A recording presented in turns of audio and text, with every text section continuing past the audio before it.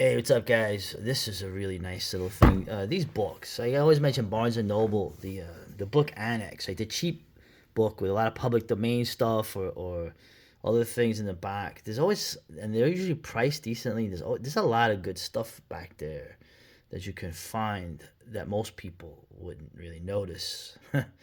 So this series here, these Gothic fantasies or whatever, they kind of print them in these nice hardcovers. They're mostly in this publisher. They're mostly the old public domain stories, right? The stuff before the war, always the war. Figured this so much better than the newer stuff they put in, which is usually recent, and I would say a lot more recent. You don't have stuff from like after the war, the rest of the 20th century. It's always stuff from now. So they're trying to mix in these classics with these essentially these Tumblr fan fiction people. Actually, there's a new author in here that I did like the story. But what's the idea of Christmas Gothic, right? The idea of the Anglo tradition, although it's much older, it's Germanic, really.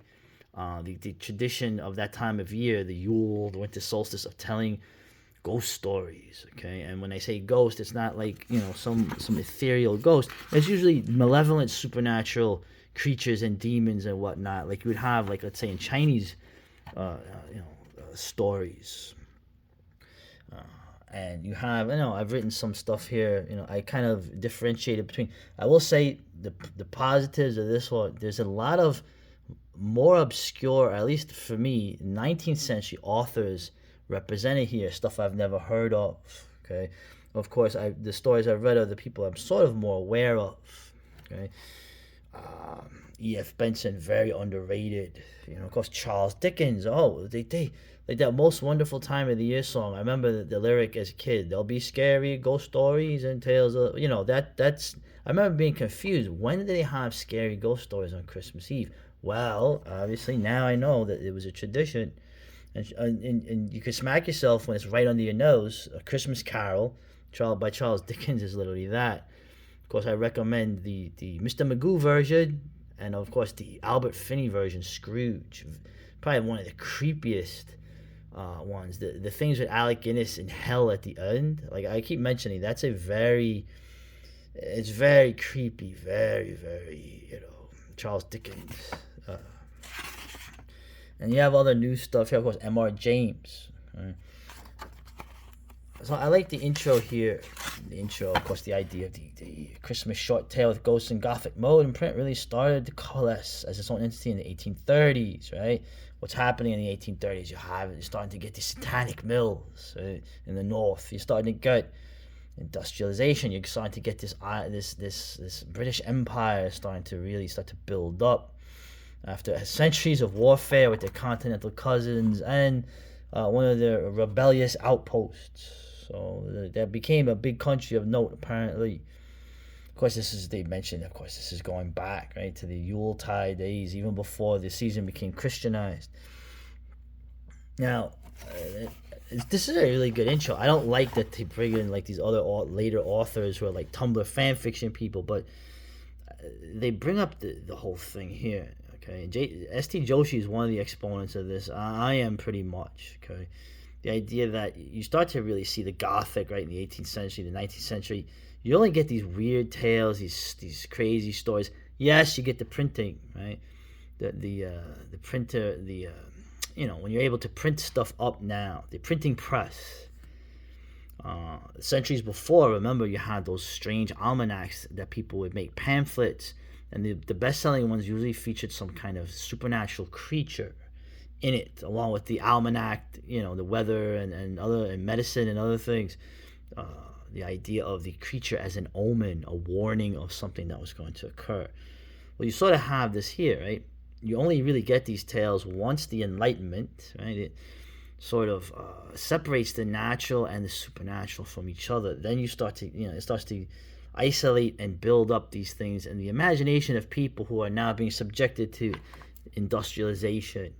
I should be a freaking college professor, huh? But the point I'm making is that it was always funny too, like when they mentioned Christianity. Well, remember, Christians believed in the supernatural. You could argue they still do.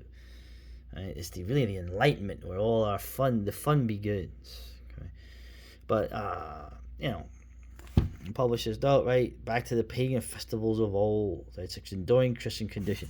So now, what stories did I didn't see every single story in here. Like, there was some obscure 19th century authors in here. So this is I recommend this. Okay, you could forget the newer ones for the most part.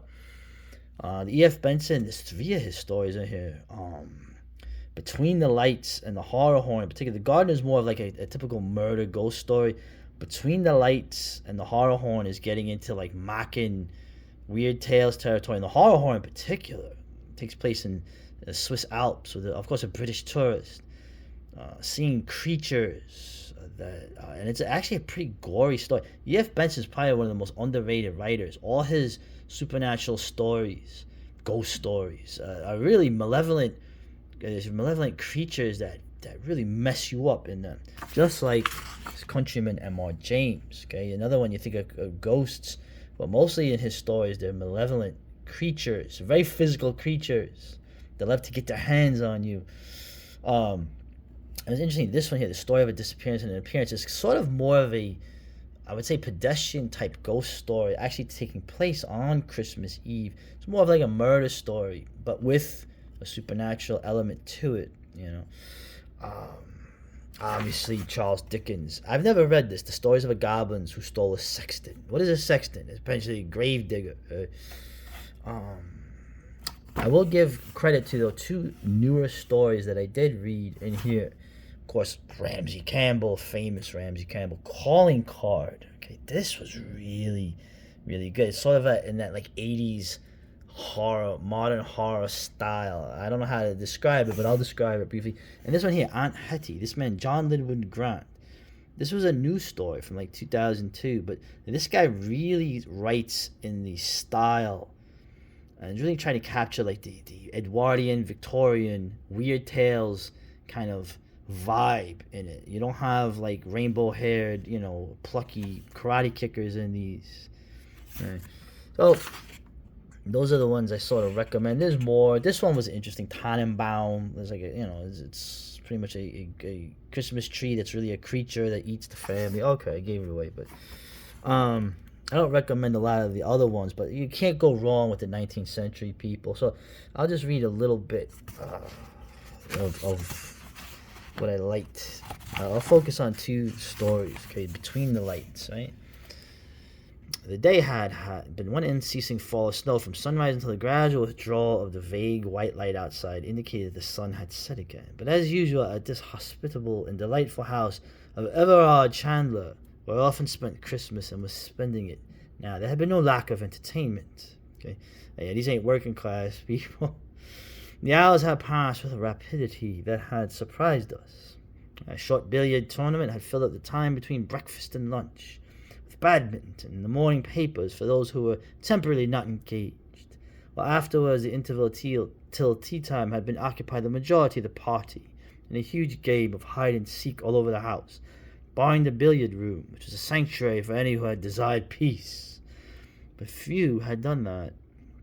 The enchantment of Christmas, I must suppose, had like some spell made children of us again, and with palsied terror and trembling misgivings, that we had tiptoed up and down the dim passages, from any corner of which some wild screaming form might dart out on us.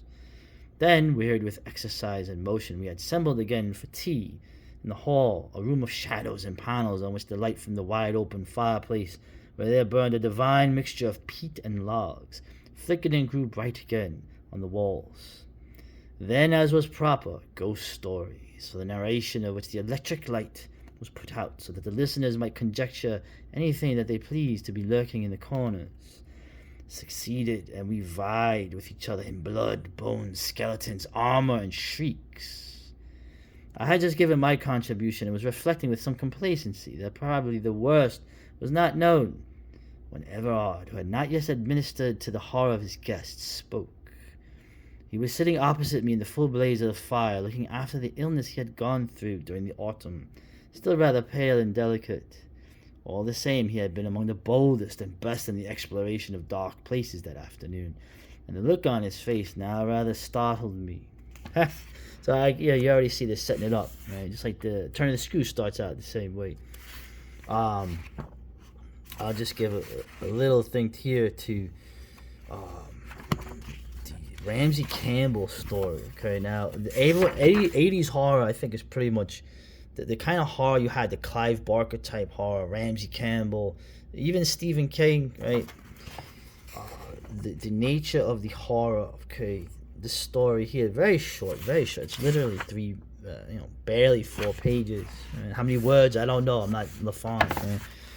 The calling card. There's a woman there in Liverpool, right in Merseyside, and the way it builds up is very much like the Clive Barker and like the old Stephen King, where essentially the horror is in like everyday, normal, mundane life, dreary. The person's preoccupied with other things as the horror slowly starts to build up. Somebody left a Christmas card for her that was scrawled mysteriously, and there's little things that start to build up, little things revealed at the end. And of course, the climax is very horrific. There's a surreal quality to it that you had, like particularly in the Barker stuff, where the horror is making itself known in this empty modern life, right? Which was already 40 bloody years ago. Really good story. Of course, Ramsey Campbell is a master, as they say. I recommend, in this series, look, you're gonna get the newer stuff, which is not as good. But you know what? I want to give credit to the newer author I read with Aunt Hetty. This guy, John Linwood Grant. Quick, I recommend look this guy up. I mean, this story was interesting. The way it was written, totally in the Edwardian period. The way it was done, you can tell it's a little modern in some of the thing. Obviously, there's mentions of the war, right? This is after the war, but going back to the 19th century, you sort of get this. I didn't get any of the the stuff you have now in it, and it was kind of interesting. Okay, where obviously 19th century, even 18th century people, I'm not going to be familiar. They're still going to see things in terms of supernatural. Okay, unlike us modern people that know better, huh?